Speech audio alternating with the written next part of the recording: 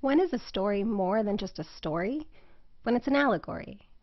Sometimes authors deliberately tell their stories on two levels, a literal level and a figurative level. In an allegory, authors use their characters, setting, and plot to entertain while simultaneously delivering a moral, lesson, or even a commentary on big concepts like religion and institutions like the government. For example, a story about aliens who find themselves isolated and alone in a strange new world can be an allegory for what immigrants experience in a new country. One way to think about allegories is as extended metaphors, or comparisons between two things, usually regarded as unalike. Since they are intended to make big concepts much more accessible, allegories are not always obvious. Once clued in to the author's larger purpose, though, the ordinary becomes symbolic. Space aliens stand in for immigrants. We get the word allegory from the Latin word allegoria, taken from the Greek word for veiled language.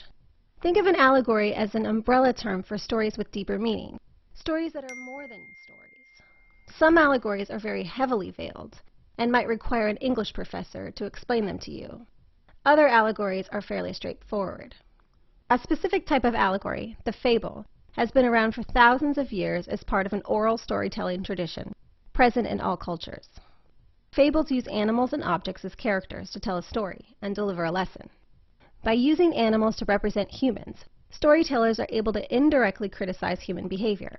However, since fables tend to be short and have quickly identifiable lesson, they are of the more straightforward variety of allegory. For example, the story of the grasshopper and the ant compares the hardworking ant and the lazy grasshopper.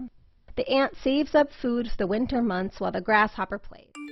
Instead of indirectly telling people bad things will happen if you don't work hard and plan for the future, the fable veils the message just enough to make the lesson more palatable. Really, when was the last time you were truly motivated by someone telling you to save more money?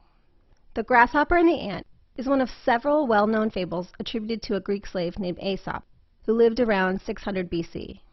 Another type of allegory, the parable, is also part of a storytelling tradition and can be found just as far back in history as the fable. Like the fable, the parable is another type of allegorical story that delivers a clear message about human behavior in the hopes of getting people to act differently. It differs from the fable in that it uses people as characters rather than animals.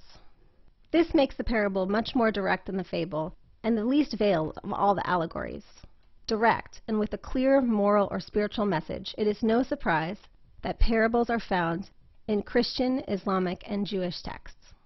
The parables of Jesus in the New Testament of the Bible are short, instructional stories whose titles are often enough to convey their main ideas: the Good Samaritan, the Good Shepherd, and the parable of the faithful servant.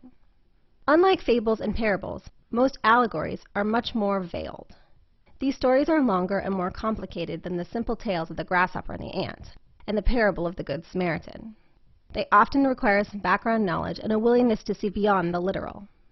In Plato's Republic, 380 BC, there is a very famous allegory often referred to as the Allegory of the Cave, where the cave stands for more than just a cave.